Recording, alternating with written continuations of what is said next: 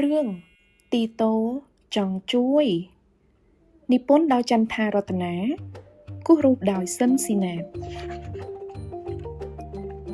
ទីតូជាក្មេងរពឹសគេពូកែសូនរូបពីដីឥដ្ឋហើយមានកូនឆ្កែជោជោជាមិត្តសម្លាញ់ទីតូតែងតែចង់ជួយការងារផ្ទះប៉ុន្តែម៉ែចាំកូនជួយនាងចានទីតូកុំឃើញទេបែកចានម៉ែអស់ប៉ាកាចាំកូនជួយដាំចេកទីតូជូជូបាក់ធៀងចេកពុកអស់ហើយទៅផ្ទះវិញទៅកូនបងវិទូចាំអូនជួយផាត់គំនូទីតូកំពប់ទឹកថ្នាំគំនូបងអស់ហើយទៅលេងជាមួយធីតាទៅបងស្រីធ្វើអីហ្នឹងចាំអូនជួយទីតូដួលរូបផ្គុំបងអស់ហើយ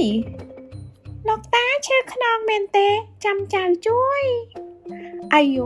យឈឺណាស់ទីតូជន់ចំដៃតាហើយលោកយាយចាំចៅជួយទីតូជោជោឈប់លេងទៅចៅកពុបស្រូវយាយអស់ហើយទីតូមិនសប្បាយចិត្តព្រោះមិនមានអ្នកចង់ឲ្យគេជួយតោះជោជោយើងទៅលេងដីឥដ្ឋវិញ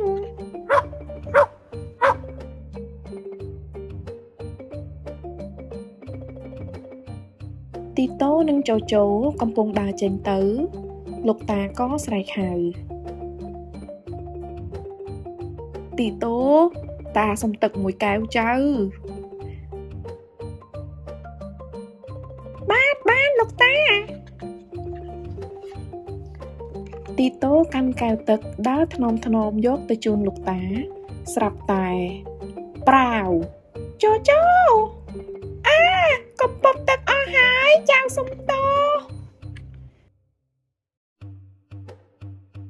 ចៅមិនអីទេឈឺខ្លួនអត់យ៉ាប់មែនជូជូនេះគ្រាន់តែឮយាយតាសួរភ្លាមទីតូក៏យំរត់ទៅក្រោយផ្ទះជូជូភ័យនឹងដឹងកំហុសក៏រត់ទៅតាមទីតូដែរបាត់ទីតូយូរអ្នកផ្ទះក៏នាំគ្នាដើររកក៏ឃើញទីតូកំពុងអង្គុយសូនដីឥដ្ឋហើយជូជូកាយដីឥដ្ឋនៅក្រោមដើមឈើទីតូកំពុងធ្វើអីចាំពួកយើងជួយជន់របស់អូនខូចអស់ហើយ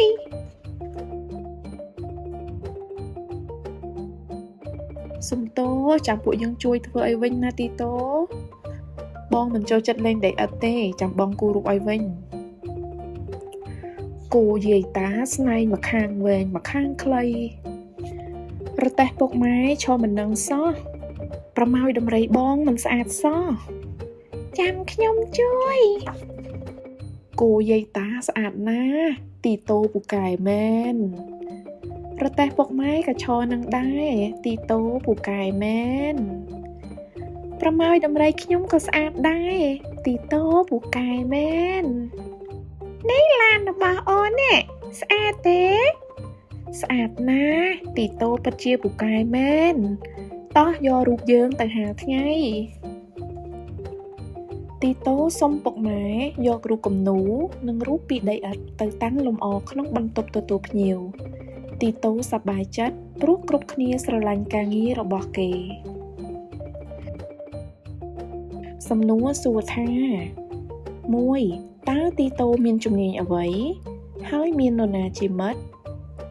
2តើទីតូបានជួយសមាជិកគ្រួសារធ្វើការងារអ្វីខ្លះ3តើសមាជិកគ្រួសារសប្បាយចិត្តនឹងការជួយរបស់ទីតូដែរឬទេព្រោះអ្វី4តើសមាជិកគ្រួសារបានពឹងឲ្យទីតូជួយពួកគេធ្វើអ្វី5តើវិទូបានផ្ដល់អំណោយអ្វីដល់ទីតូ6តើនៅផ្ទះប្អូនធ្លាប់ជួយការងារសមាជិកគ្រួសារដែរទេសៀវភៅដែលខ្ញុំកំពុងអាននេះមានលក់នៅតាមបណ្ណាគារនិងមានតម្លៃសមរម្យសូមចូលរួមគាំទ្រអ្នកនិពន្ធនិងវិចិត្រករខ្មែរយើងដោយការទិញសៀវភៅមកអានដោយផ្ទាល់ព្រោះការអានបើកសន្លឹកសៀវភៅដោយផ្ទាល់ពិតជាពិសេសជាងការអានតាមរយៈអេក្រង់ទូរស័ព្ទ ជួបគ្នាសិភៅក្រោយទៀតបាយបាយ